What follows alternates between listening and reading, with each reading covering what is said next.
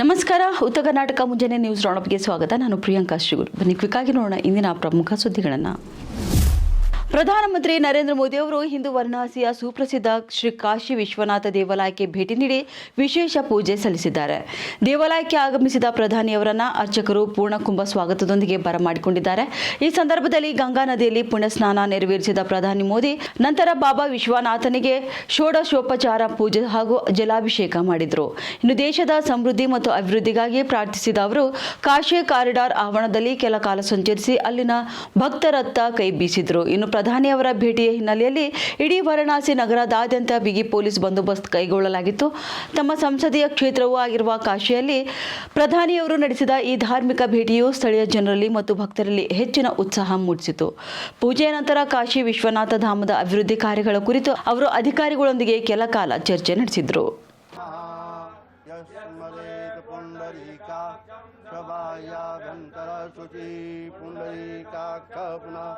पुंडरीकाक्ष पुनातु पुंडरीकाक्ष पुनातु सार्यक्षो अरिष्टाने स्वस्ति नो बृहस्पति ददातु स्वस्तिस्तु विनाशाख्या पुण्यकल्याण विनायकं प्रियासन्ति ब्रुवन्तु नः शान्ति ब्रह्म शान्ति सर्वज्ञ शान्ति शान्तिरेव. ಬಸವಕಲ್ಯಾಣ ತಾಲೂಕಿನ ಕೆಡಿಪಿ ತ್ರೈಮಾಸಿಕ ಪ್ರಗತಿ ಪರಿಶೀಲನಾ ಸಭೆಯನ್ನ ಶಾಸಕ ಶರಣು ಸಲಗಾರ್ ಕಳೆದ 5 ತಿಂಗಳಿನಿಂದ ನಡೆಸಿಲ್ಲ ಎಂದು ಇಲ್ಲಿನ ಕೆಡಿಪಿ ಸದಸ್ಯರು ಬೀದರ್ ಜಿಲ್ಲಾಧಿಕಾರಿಗಳಿಗೆ ದೂರು ನೀಡಿದ್ದು, ಮುಂದಿನ 15 ದಿನಗಳ ಒಳಗಾಗಿ ಶಾಸಕರಿಗೆ ಸಭೆ ಕರೆಯಲು ನಿರ್ದೇಶನ ನೀಡಬೇಕು, ಇಲ್ಲವಾದರೆ ಖುದ್ದು ತಾವೇ ಸಭೆ ಕರೆದು ತಾಲೂಕಿನ ಅಭಿವೃದ್ಧಿಗೆ ಅನುವು ಮಾಡಿಕೊಡಬೇಕೆಂದು ಮನವಿ ಮಾಡಿಕೊಂಡಿದ್ದಾರೆ. ಕೊನೆಯ ಪ್ರಗತಿ ಪರಿಶೀಲನಾ ಸಭೆಯು ನವೆಂಬರ್ 28, 2025ರಂದು ನಡೆದಿತ್ತು. ಇದೀಗ ಸಭೆ ನಡೆದು 5 ತಿಂಗಳು ಕಳೆದಿವೆ. ಆದರೆ ಸರ್ಕಾರದ ನಿಯಮದ ಪ್ರಕಾರ ಪ್ರತಿ 3 ತಿಂಗಳಿಗೊಮ್ಮೆ ಕೆಡಿಪಿ ಸಭೆ ಕರೆಯಬೇಕಾಗಿದೆ.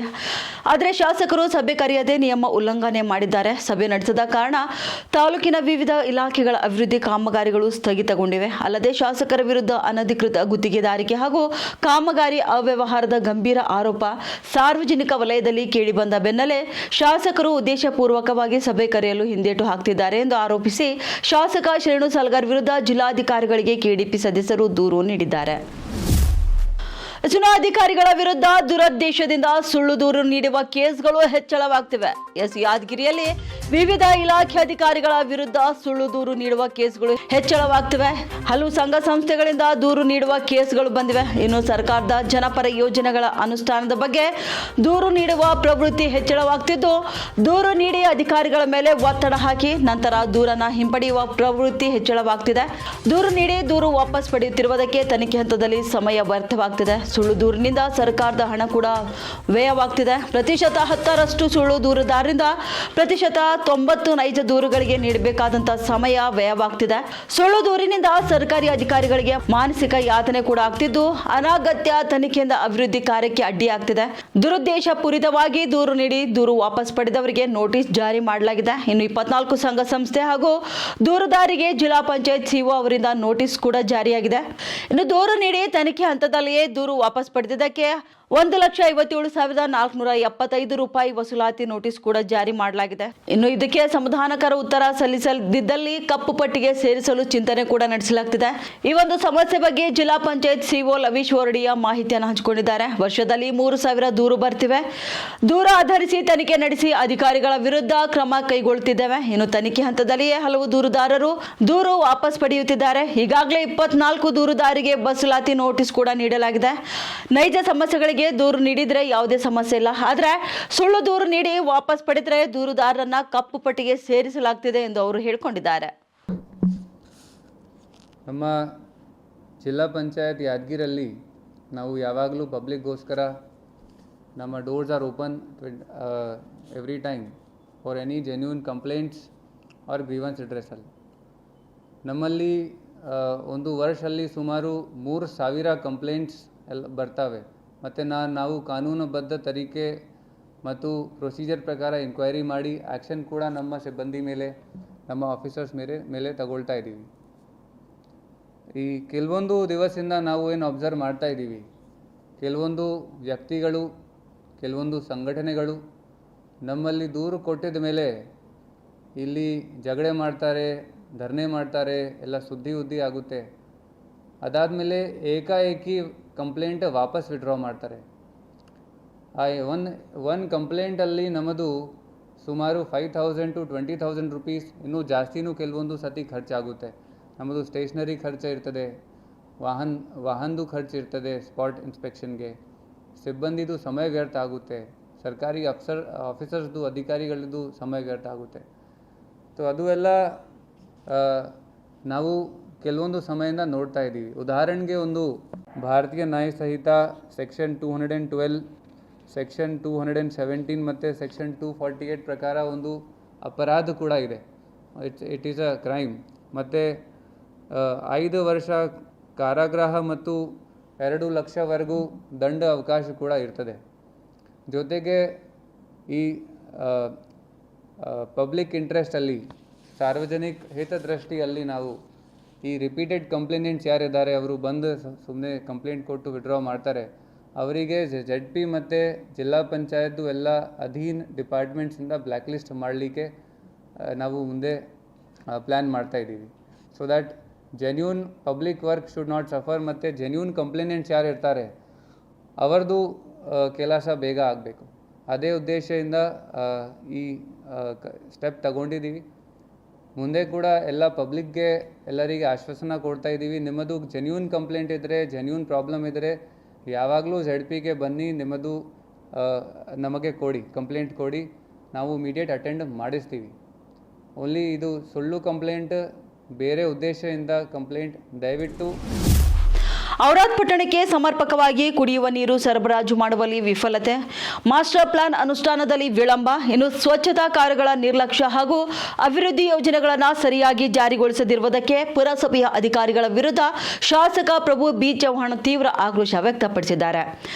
ಔರಾದ್ ಪುರಸಭೆ ಸಭಾಂಗಣದಲ್ಲಿ ನಡೆದಂತಹ ಅಧಿಕಾರಿಗಳ ಸಭೆಯಲ್ಲಿ ಮಾತನಾಡಿದ ಅವರು, ಕುಡಿಯುವ ನೀರು ಸರಬರಾಜಿಗೆ ಕೋಟ್ಯಾಂತರ ರೂಪಾಯಿ ಅನುದಾನ ತಂದಿದ್ದೇನೆ. ಕಾರಂಜ ಜಲಾಶಯದಿಂದ ಪಟ್ಟಣಕ್ಕೆ ನೀರು ತರುವ 84 ಕೋಟಿ ವೆಚ್ಚದ ಯೋಜನೆ ಚಾಲ್ತಿಯಲ್ಲಿದೆ. ಕೆಲಸ ಸರಿಯಾಗಿ ಆಗ್ತಿಲ್ಲ. ಇನ್ನು ಮಾಂಚದಿಂದ ನೀರು ಸರಬರಾಜು ಮಾಡುವ ಯೋಜನೆ, ತೇಗಂಪುರ್ ಕೆರೆಯಿಂದ ನೀರು ಸರಬರಾಜು ಮಾಡುವಂತ ಯೋಜನೆಯೂ ಕೂಡ ಆಗಿದೆ. ಆದರೆ ಅಧಿಕಾರಿಗಳ ನಿರ್ಲಕ್ಷ್ಯತೆಯಿಂದಾಗಿ ಹಣ ಖರ್ಚಾಗ್ತಿದೆಯೇ ವಿನಃ ಜನತೆಗೆ ನೀರು ಪೂರೈಕೆಯಾಗ್ತಿಲ್ಲ. ಈ ರೀತಿಯಾದಂತಹ ನಿರ್ಲಕ್ಷ್ಯತೆಯು ಅಸಹನೀಯ ಎಂದು ಬೇಸರ ಹೊರಹಾಕಿದ್ದಾರೆ. ಪಟ್ಟಣದಲ್ಲಿರುವ 20 ವಾರ್ಡ್ಗಳಲ್ಲಿಯೂ ಕೂಡ ನೀರಿನ ಸಮಸ್ಯೆ ಇದೆ. ಚರಂಡಿಗಳೆಲ್ಲ ತುಂಬಿದ್ದು ಓಣಿಗಳಲ್ಲಿ ಸಂಚರಿಸಲು ಸಾಧ್ಯವಾಗ್ತಿಲ್ಲ. ಬ್ಲೀಚಿಂಗ್ ಪೌಡರ್ ಹಾಕ್ತಿಲ್ಲ, ಫಾಗಿಂಗ್ ಮಾಡ್ತಿಲ್ಲ. ಇನ್ನು ಅಳವಡಿಸಿದ 12 ಹೈಮಾಸ್ಟ್ ದೀಪಗಳಲ್ಲಿಯೂ ಕೂಡ 10 ಕೆಟ್ಟಿವೆ. ಇನ್ನು ಪೌರ ಕಾರ್ಮಿಕರ 18 ತಿಂಗಳ ವೇತನ ಪಾವತಿ ಮಾಡಿಲ್ಲ. APMCಯಿಂದ ಬಸವೇಶ್ವರ ವೃತ್ತದವರೆಗಿನ ರಸ್ತೆಯು ಫುಟ್ಪಾತ್ ಒತ್ತುವರಿಯಾಗಿದೆ. ರಸ್ತೆ ಮೇಲೆಲ್ಲ ತಳ್ಳು ಬಂಡಿಗಳು ಕಾಣಿಸ್ತಿವೆ. ಜನಸಾಮಾನ್ಯರಿಗೆ ಓಡಾಡಲು ಕಷ್ಟವಾಗ್ತಿದೆ. ಇಂಥವುಗಳನ್ನ ಏಕೆ ನಿರ್ಲಕ್ಷ್ಯ ವಹಿಸುತ್ತಿದ್ದೀರಿ ಎಂದು ಮುಖ್ಯಾಧಿಕಾರಿಗಳಿಗೆ ತರಾಟೆಗೆ ತೆಗೆದುಕೊಂಡಿದ್ದಾರೆ. 3 ವರ್ಷ ಆಯಿತು, ಕೆಲಸ ಅವರ ತಂತ್ರ ಮುಟ್ಟಿಲ್ಲ. ಯಾರು ಜವಾಬ್ದಾರ ನಾವು ಕೇಳಬೇಕಲ್ಲ. ನಾನು 3 ಟೈಮ್ ವಿಸಿಟ್ ಮಾಡಿ ಬಂದೀನಿ. ಆಮ್ಲೆಟವ್ರು ಮಾಡಲ್ಲ, ಇಲ್ಲಿ ಮಾಂದ್ರಾನಲ್ಲಿ ನೀರಿರಲ್ಲ, ಇಲ್ಲಿ ಬರಲ್ಲ, ಇಲ್ಲಿ ಗಲಾಟೆ ಎಲ್ಲ ಪೇಪರ್ ಬರ್ತಾ ಇದೆ. ನಾವು ಮುಂಚೆ ಕೆಲಸ ಮಾಡಿದ್ರಿ, ಈಗ ಕೆಲಸ ಮಾಡಿದ್ರೆ ಇರ್ರಿ, ಬರಬೇಡ್ರಿ. ರೇಪ್ ನಮ್ಮ ಇರಬೇಡ್ರಿ. ಕೆಲಸ ಮಾಡಿದ್ರೆ ಮಾಡ್ರಿ, ಇಲ್ಲಾಂದ್ರೆ ನಾಳೆ ಬರಬೇಡ್ರಿ ಹೇಳ್ತಾ ಇದ್ರಿ. ಫಸ್ಟ್ ತಾವು ನೋಡಬೇಕು. ಅವರು ಕಾಂಟ್ರಾಕ್ಟರ್ ಅವ, ಎಸ್ಟಿಮೇಟ್ ಎಲ್ಲಿ ಅವ? ಎಸ್ಟಿಮೇಟ್ ಅವ ತಮ್ಮ ಕಡೆ ಇದೆ? ಯಾವ ಜೈ ಇಲ್ಲ. ನಮ್ಮ ಪಟ್ಟಣಿಗೆ ಅವ್ರು ಭಾಳ ರಿಪ್ಲೈ ಮಾಡಿಬಿಡ್ತೀರಿ, ಕೊಡ್ರಿ, ನಮ್ಮ ಗೊತ್ತಿದೆ. ಪಂಚಾಯತ್ ರಿಪ್ಲೈ ಕೇಳಿಲ್ಲ, ರೆಡಿ ಮಾಡಿದ್ರಿ, ರಿಪ್ಲೈ ಮಾಡಿಲ್ಲ. ಪಟ್ಟಣ ಪಂಚಾಯತ್ಗೆ ಮಂಜೂರು ಮಾಡಿದ್ದೀನಿ. ಎಸ್ಟಿಮೇಟ್ ತಾವು ಕೇಳಬೇಕು ಅವ್ರಿಗೆ. ಫಸ್ಟು ತಾವು ಕೇಳಿಲ್ಲ, ಅವ್ರು ಕೊಟ್ಟಿಲ್ಲ.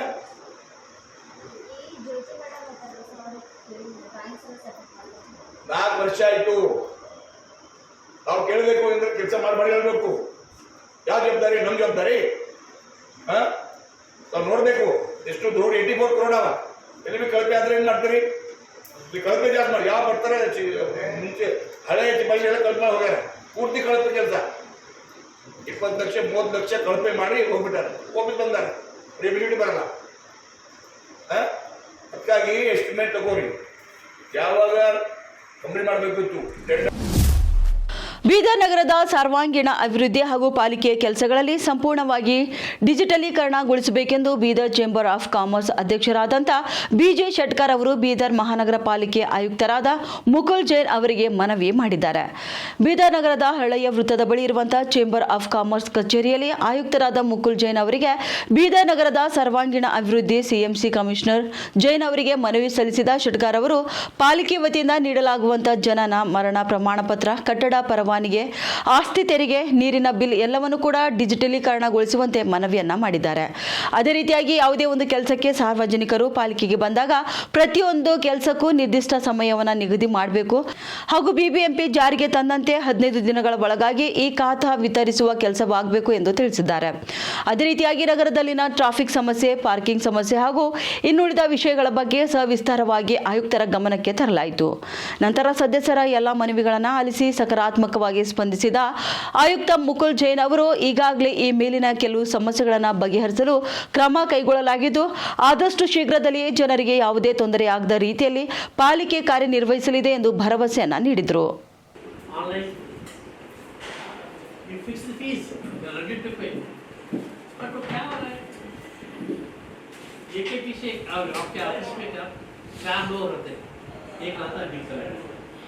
एक रहता है रेवेन्यू इंस्पेक्टर, एक रहता है रेवेन्यू ऑफिसर, इसके बाद आपके पास कमिश्नर, इसके बाद आप.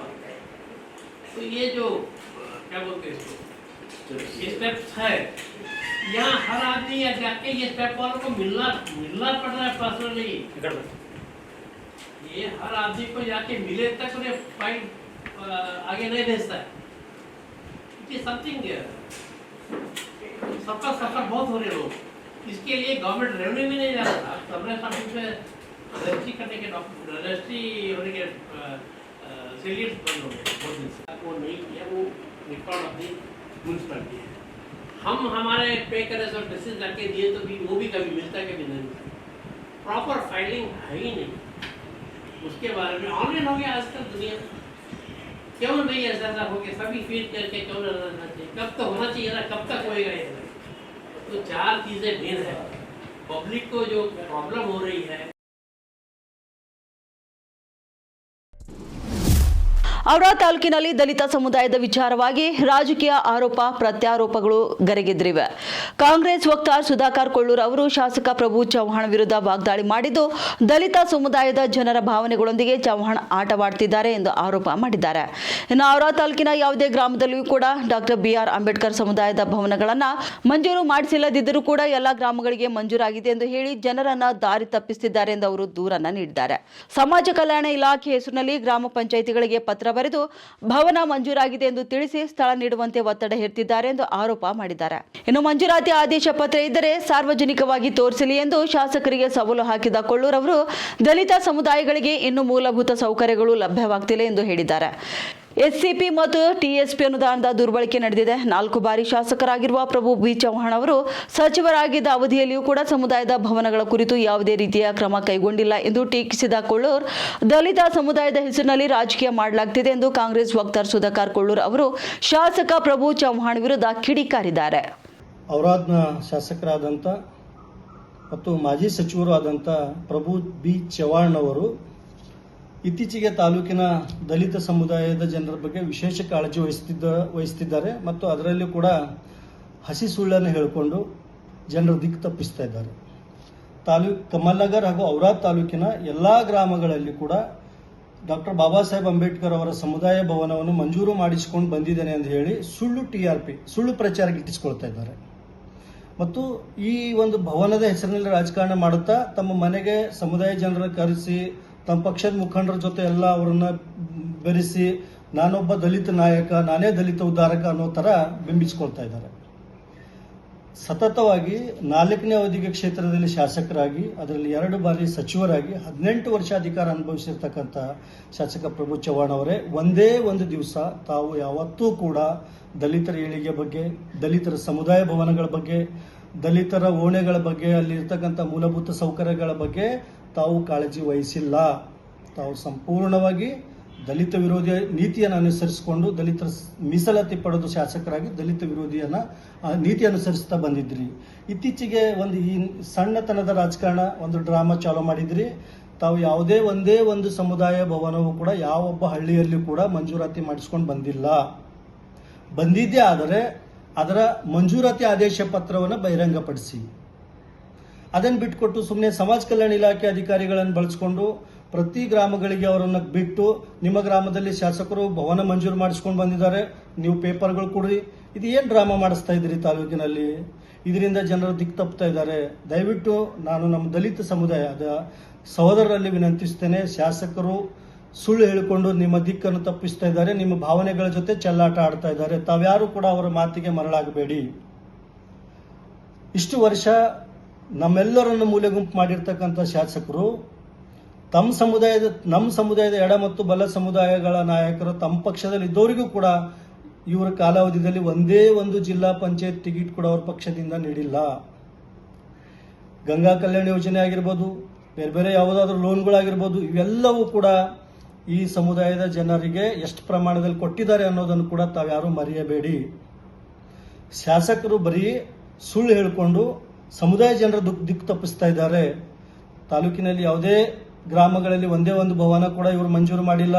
ತಾವು ತಮ್ಮದೇ ಸರ್ಕಾರ ಅಧಿಕಾರದಲ್ಲಿ ಇದ್ದಾಗ, ತಾವು ಸಚಿವರಾಗಿದ್ದಾಗ ಕೂಡ ಒಂದೇ ಒಂದು ಪ್ರಸ್ತಾವನೆ ಈ ಸಮುದಾಯದ ಜನರ ಸಮುದಾಯ ಭವನಗಳ ಬಗ್ಗೆ ತಾವು ನೀಡಿಲ್ಲ. ಬೀದರ್ ಜಿಲ್ಲೆಯ ಸಮಗ್ರ ಅಭಿವೃದ್ಧಿಗೆ ದಾರಿ ಮಾಡಿಕೊಡಬಹುದಾದ ನಾಂದೇಡ್ ಔರಾದ್ ಬೀದರ್ ರೈಲು ಮಾರ್ಗ ಯೋಜನೆ ಇದೀಗ ಸಾರ್ವಜನಿಕ ವಲಯದಲ್ಲಿ ಚರ್ಚೆಗೆ ಗ್ರಾಸವಾಗಿದೆ. ಕೇಂದ್ರ ಸರ್ಕಾರ ಹಾಗೂ ಮಹಾರಾಷ್ಟ್ರ ಸರ್ಕಾರ ಈಗಾಗಲೇ ಅನುಮೋದನೆ ನೀಡಿರುವ ಈ ಮಹತ್ವಾಕಾಂಕ್ಷಿ ಯೋಜನೆಯನ್ನ ಕರ್ನಾಟಕ ಸರ್ಕಾರ ತಿರಸ್ಕರಿಸಿದೆ ಎಂಬ ಆರೋಪ ಕೇಳಿಬಂದಿದ್ದು, ಸಾರ್ವಜನಿಕ ವಲಯದಲ್ಲಿ ಇದಕ್ಕೆ ತೀವ್ರ ವಿರೋಧ ವ್ಯಕ್ತವಾಗುತ್ತಿದೆ. ಸುಮಾರು 2,547 ಕೋಟಿ ರೂಪಾಯಿ ವೆಚ್ಚದ ಈ ಯೋಜನೆಯಲ್ಲಿ ಅರ್ಧದಷ್ಟು ವೆಚ್ಚವನ್ನ ಕೇಂದ್ರ ಸರ್ಕಾರ ಭರಿಸಲು ಒಪ್ಪಿಕೊಂಡಿದೆ. ಉಳಿದ ವೆಚ್ಚದಲ್ಲಿ ಮಹಾರಾಷ್ಟ್ರ ಸರ್ಕಾರ ತನ್ನ ಪಾಲನ್ನ ಈಗಾಗಲೇ ಮಂಜೂರು ಮಾಡಿದ್ದು, ಆದರೆ ಕರ್ನಾಟಕ ಸರ್ಕಾರ ತನ್ನ ಪಾಲಿನ ಸುಮಾರು 523 ಕೋಟಿ ರೂಪಾಯಿ ವೆಚ್ಚವನ್ನ 5 ವರ್ಷಗಳಲ್ಲಿ ಭರಿಸಲು ಹಿಂದೇಟು ಹಾಕಿದೆ ಎನ್ನಲಾಗುತ್ತಿದೆ. ಈ ರೈಲು ಮಾರ್ಗ ನಿರ್ಮಾಣವಾದರೆ ಬೀದರ್ ಜಿಲ್ಲೆಯ ಅಭಿವೃದ್ಧಿಯಲ್ಲಿ ಮಹತ್ತರ ಪಾತ್ರ ವಹಿಸಲಿದೆ. ಇನ್ನು ಅಭಿವೃದ್ಧಿಗೆ ವೇಗ ನೀಡುವ ಈ ಯೋಜನೆಗೆ ರಾಜ್ಯ ಸರ್ಕಾರ ಸಕಾರಾತ್ಮಕವಾಗಿ ಸ್ಪಂದಿಸದ ಹಿನ್ನೆಲೆ ವಕೀಲ ಬಾಬುರಾವ್ ಕಳಸದವರು ಮುಖ್ಯಮಂತ್ರಿ ಸಿದ್ದರಾಮಯ್ಯನವರಿಗೆ ಪತ್ರ ಬರೆದು ರಾಜ್ಯ ಸರ್ಕಾರ ನಾಂದೇಡ್ ಬೀದರ್ ರೈಲು ಮಾರ್ಗಕ್ಕಾಗಿ ತನ್ನ ಪಾಲಿನ ಹಣ ಬಿಡುಗಡೆ ಮಾಡಬೇಕು ಎಂದು ಮನವಿ ಮಾಡಿದ್ದಾರೆ. ಇಲ್ಲಿನ ರಾಜಕಾರಣ ಮಂದಿ ಗಮನಕ್ಕೆ ಹಾಸ್ತಿಲ್ಲ ಅಂದರೆ ಇದು ಬೇಡಿಕೆ 15 ವರ್ಷ 20 ದಿನ ಪೆಂಡಿಂಗ್ ಇದೆ. ಇದು ಎಲ್ಲಿಯೇ ಗುರು ಗೋವಿಂದ್ ಸಿಂಗ್ ಜನ್ಮದಿನ 500 ಇಯರ್ ಮಾಡಿದ್ರು. ಆ ಪೀರಿಯಡ್ದಾಗ ಮನಮೋಹನ್ ಸಿಂಗ್ ಪ್ರೈಮ್ ಮಿನಿಸ್ಟರ್, ಆ ಪೀರಿಯಡ್ದಾಗ ಇದು ಮ್ಯಾಟ್ರನ್ನ ಪಾರ್ಲಿಮೆಂಟ್ದಾಗ ಹೋಯ್ತು, ಅದು ಆಯಿತು. ಆನಂತರ ಲಾಸ್ಟ್ ಇಯರ್ನಲ್ಲಿ ಮಹಾರಾಷ್ಟ್ರ ಗೌರ್ಮೆಂಟ್ ಮತ್ತು ಸೆಂಟ್ರಲ್ ಗೌರ್ಮೆಂಟನ್ನು ಇವರು ಒಪ್ಪಿಗೆ ಕೊಟ್ಟಿದ್ದಾರೆ. ಆದ್ರೂ ಈ ರೈಲ್ವೆ ಕಾಸ್ಟ್ 2,500 ಸಮ್ ಅಮೌಂಟ್ ಇದೆ. ಆ್ಯಂಡ್ 145 ಕಿಲೋಮೀಟರ್ ಡಿಸ್ಟೆನ್ಸ್ ಇದೆ. ಆದರೆ ನಮ್ಮ ಕರ್ನಾಟಕದ ಡಿಸ್ಟೆನ್ಸ್ ಓನ್ಲಿ 50-60 ಕಿಲೋಮೀಟ್ರ್ ಇದೆ. ಅದರಲ್ಲಿ ನಮಗೇನದ ನಮ್ಮ ಕರ್ನಾಟಕ ಸ್ಟೇಟ್ಗೆ ಓನ್ಲಿ 500 crore ರೂಪಾಯಿದು ಕಾಸ್ಟ್ ಆಗ್ತದೆ. ಆ ಕಾಸ್ಟ್ ಏನದ ಒಂದೇ ಸರ್ತಿ ಕೊಡಬಾರ್ದು, ಅದು ಕಂತೈನಲ್ಲಿ 5 ಕಂತಲ್ಲಿ ಮಾಡಬೇಕು. ಆ 5 ಇಯರ್ಸ್ನಲ್ಲಿ ಕ್ಲಿಯರ್ ಮಾಡಬೇಕು. ಈ ರೀತಿ ಮಹಾರಾಷ್ಟ್ರ ಗೌರ್ಮೆಂಟ್ ಅವ್ರು ಕೊಡ್ತಾ ಇದ್ದಾರೆ. ಸೆಂಟ್ರಲ್ ಗೌರ್ಮೆಂಟ್ ಅಗ್ರಿ ಆಗ್ಯದ. ನಮ್ಮ ಕರ್ನಾಟಕ ಗೌರ್ಮೆಂಟ್ ಅಂದರೆ ಅದಕ್ಕೆ ಎಕ್ಸೆಪ್ಟ್ ಮಾಡಲಿಲ್ಲ, ಅದು ರಿಜೆಕ್ಟ್ ಮಾಡಿದ್ದಾರೆ. ಅದರ ಸಲುವಾಗಿ ಈ ರೀತಿ ಮಾಡಿದ್ರೆ ನಮ್ಮ ಬೀದರ್ ಜಿಲ್ಲಾ ಬ್ಯಾಕ್ವರ್ಡ್ ಇರ್ತದೆ. ಅದ್ರ ಬಾರಿ ಯಾವ ಕಮ್ಯುನಿಕೇಷನ್ ಏನಿಗೆ ಬರ್ತಾ ಇಲ್ಲ, ಡೆವಲಪ್ಮೆಂಟ್ ಆಗ್ತಾ ಇಲ್ಲ, ಹೊರಗಿನ ಜನ ಬರೋಂಗಿಲ್ಲ, ಇಲ್ಲಿನ ಜನ ಹೋಗಿಲ್ಲ. ಅದ್ರ ಸಲುವಾಗಿ ನಮ್ಮ ಬೀದರ್ ಜಿಲ್ಲಾ ಮಂದಿ ಮೇಲೆ ಪೂರ ಅನ್ಯಾಯ ಆಗ್ತದೆ. ಮತ್ತು ಇನ್ನು 100 ವರ್ಷ ಮತ್ತು ನಾವು ಮುಂದೆ ಹೋಗಿ ಅಂಥ ಪರಿಸ್ಥಿತಿ ಆಗ್ತದೆ. ಇಲ್ಲಿ ಬೀದರ್ ಜಿಲ್ಲಾ ಟ್ರೈನ್ ಸ್ಟಾರ್ಟ್ ಆದ್ರೆ ಇದು ಬೀದರ್ದಿಂದ ಜನವಾಡದಿಂದ ಸಂತಪುರದಿಂದ ಔರಾದ್, ಆ ಅಕ್ಕಪಕ್ಕ ಇನ್ನೂ ಒಂದು ತೆಲಂಗಾಣ ಸ್ಟೇಟ್ ಇದೆ. ತೆಲಂಗಾಣ ಸ್ಟೇಟ್ ಜೊತೆಯಲ್ಲಿ ಏನದ ನಿಜಾಮಾಬಾದ್ ಇದೆ, ನಾರಾಯಣಖೇಡ್ ಇದೆ. ಆ ಜನ ಸೇರಿ ಬಂದು ಇಲ್ಲಿಂದ ಸೇರಿ ಡೈರೆಕ್ಟ್ ದಿಲ್ಲಿ ಹೋಗ್ಬೋದು ಇಲ್ಲಿಂದ. ಯಾಕಂದ್ರೆ ದಿಲ್ಲಿ ಟು ಇದು ಬೆಂಗಳೂರು, ದಿಲ್ಲಿ, ಕಾನ್ಪುರ್, ನಾಗ್ಪುರ್, ದೆನ್ ದಿಲ್ಲಿ, ಇದು ಶಾರ್ಟೆಸ್ಟ್ ರೂಟ್ ಆಗ್ತದೆ. ಮತ್ತು ಜನರಿಗೆ ಏನದ ಅನುಕೂಲ ಆಗ್ತದೆ. ಮತ್ತು ನಾವು ಟೈಮ್ ಕನ್ಸ್ಯೂಮ್ ಆಗ್ತದೆ, ಅಮೌಂಟ್ ಕಮ್ಮಿ ಆಗ್ತದೆ. ಜನಸ್ಪಂದನ ಸಭೆಯಲ್ಲಿ ಜನರ ಮೇಲೆ ಹರಿಹಾಯ್ದ ಸಚಿವ ರಹೀಂ ಖಾನ್, ನಿಮ್ಮನೆ ಬಾಗಿಲಿಗೆ ಬಂದಿದ್ದೇವೆ, ಸದುಪಯೋಗ ಪಡ್ಕೊಳ್ಳಿ, ಇದು ನಿಮಗೆ ಕಡೆ ಎಚ್ಚರಿಕೆ ಎಂದು ಸಚಿವ ರಹೀಂ ಖಾನ್ ಹೇಳಿಕೆಯನ್ನು ನೀಡಿದ್ದಾರೆ. ಬೀದರ್ ತಾಲೂಕಿನ ಮಳೆಗಾಂವ್ ಗ್ರಾಮದಲ್ಲಿ ನಡೆದ ಜನಸ್ಪಂದನ ಸಭೆಯಲ್ಲಿ ಭಾಗಿಯಾಗಿ ರಹೀಂ ಖಾನ್ ಅವರು ಮಾತನಾಡಿದ್ದಾರೆ. ನಿಮ್ಮ ಸಮಸ್ಯೆ ಆಲಿಸುವುದಕ್ಕಾಗಿಯೇ ನಾವು ನಿಮ್ಮ ಗ್ರಾಮಕ್ಕೆ ಬಂದಿದ್ದೇವೆ. ಒಬ್ಬೊಬ್ಬರಾಗಿಯೇ ತಮ್ಮ ಸಮಸ್ಯೆಗಳನ್ನು ಹೇಳ್ಕೊಳ್ಬೇಕು. ಈ ರೀತಿ ಗದ್ದಲ ಮಾಡಿದರೆ ಯಾರೊಬ್ಬರ ಕೆಲಸವೂ ಕೂಡ ಆಗುವುದಿಲ್ಲ. ಇದರಿಂದ ಗ್ರಾಮದ ಹೆಸರು ಹಾಳಾಗುತ್ತೆ. ಅದಕ್ಕಾಗಿ ಒಬ್ಬೊಬ್ಬರೇ ಸಮಸ್ಯೆ ಹೇಳ್ಕೊಳ್ಳಿ ಎಂದು ಸಚಿವ ರಹೀಂ ಖಾನ್ ಜನರಲ್ಲಿ ಮನವಿಯನ್ನ ಮಾಡಿಕೊಂಡಿದ್ದಾರೆ. ನಿಮ್ಗೆ ಇಲ್ಲಿ ಬಂದು ರೆಸ್ಪೆಕ್ಟ್, ನಿಮ್ಮ ಮನೆ ತನ ರೆಸ್ಪೆಕ್ಟ್ ಕೊಡ್ಲಿಕ್ಕೆ ಅವ್ರದ್ದು ಯೂಸ್ ಮಾಡ್ಕೊರಿ. ಇದು ಲಾಸ್ಟ್ ವಾರ್ನಿಂಗ್ ಕುಂತು ಸುಮ್ಮನೆ ಯಾರ್ಯಾರ್ದು ಕೆಲಸ ಇಂಪಾರ್ಟೆಂಟ್ ಆಗೋದು ಯಾವಾಗಲೂ ಅದೇ ಶೋಟ್ಬಿಟ್ಟು ಅದೇ ಇಲ್ಲಿ ಡಿಪಾರ್ಟ್ಮೆಂಟ್ ಅವರು ಬಂದಿದ್ದಾರೆ.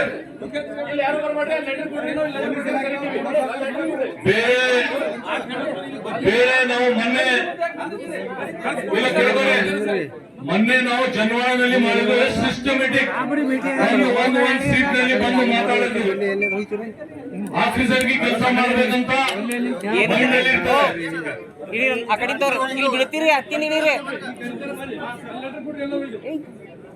ಅಲ್ಲಿ ಜನವಾಳದಲ್ಲಿ ಯಾರು ಮಾತಾಡಿಲ್ಲ, ಯಾರಿಗೆ ಲೆಟರ್ ಕೊಟ್ಟಿದ್ದಾರೆ ಅವರೇ ಮಾತು ಮಾತಾಡಿದ್ದಾರೆ.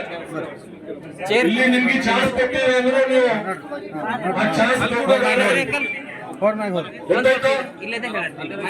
ನಿಮ್ಮಿಂದ ಬೇರೆಯವ್ರದ್ದು ಏನು ಸಮಸ್ಯೆ ಇದೆ ಅದು ಕೆಲಸ ಆಗಿಲ್ಲ.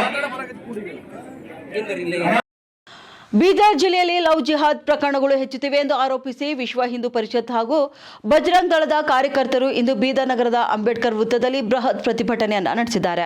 ಪ್ರತಿಭಟನಾ ನಿರತ ಹಿಂದೂ ಕಾರ್ಯಕರ್ತರು ಲವ್ ಜಿಹಾದ್ ಮತ್ತು ಬಲವಂತದ ಮತಾಂತರದಂತಹ ಕೃತ್ಯಗಳ ವಿರುದ್ಧ ತೀವ್ರ ಆಕ್ರೋಶ ವ್ಯಕ್ತಪಡಿಸಿದರು.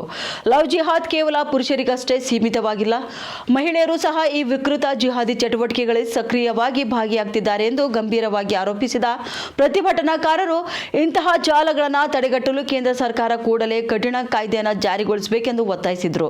ಅಲ್ಲದೆ ಲವ್ ಜಿಹಾದ್ ಪ್ರಕರಣಗಳನ್ನು ವಿಶೇಷ ಪ್ರಕರಣಗಳೆಂದು ಪರಿಗಣಿಸಿ ಅವುಗಳನ್ನು ರಾಷ್ಟ್ರೀಯ ತನಿಖಾ ಸಂಸ್ಥೆಗೆ ಒಪ್ಪಿಸಬೇಕು ಹಾಗೂ ಇಂತಹ ಕೃತ್ಯಗಳಲ್ಲಿ ತೊಡಗಿರುವವರನ್ನು ಕೂಡಲೇ ಗುರುತಿಸಿ ಅವರ ವಿರುದ್ಧ ನಿರ್ದಾಕ್ಷಿಣ್ಯ ಕ್ರಮ ಕೈಗೊಳ್ಳಬೇಕು ಎಂದು ಜಿಲ್ಲಾಧಿಕಾರಿಗಳ ಮೂಲಕ ಸರ್ಕಾರಕ್ಕೆ ಮನವಿಯನ್ನು ಸಲ್ಲಿಸಿದ್ದಾರೆ. ಪ್ರತಿಭಟನೆಯಲ್ಲಿ ನೂರಾರು ಜನಸಂಖ್ಯೆಯಲ್ಲಿ ಕಾರ್ಯಕರ್ತರು ಭಾಗವಹಿಸಿ ಘೋಷಣೆಗಳನ್ನು ಕೂಗುವ ಮೂಲಕ ತಮ್ಮ ಆಗ್ರಹವನ್ನು ಮೊಳಗಿಸಿದರು.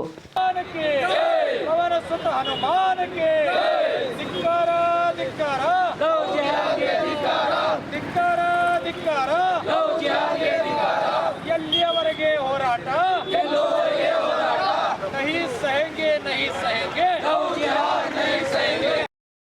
ಇವಾಗಿದ್ದು ಇಂದಿನ ಮುಂಜಾನೆ ನ್ಯೂಸ್ ರೌಂಡಪ್ನ ಪ್ರಮುಖ ಸುದ್ದಿಗಳು. ಮತ್ತೆ ಭೇಟಿಯಾಗೋಣ ಮಧ್ಯಾಹ್ನ ರೌಂಡಪ್ನಲ್ಲಿ. ನಮಸ್ಕಾರಗಳು.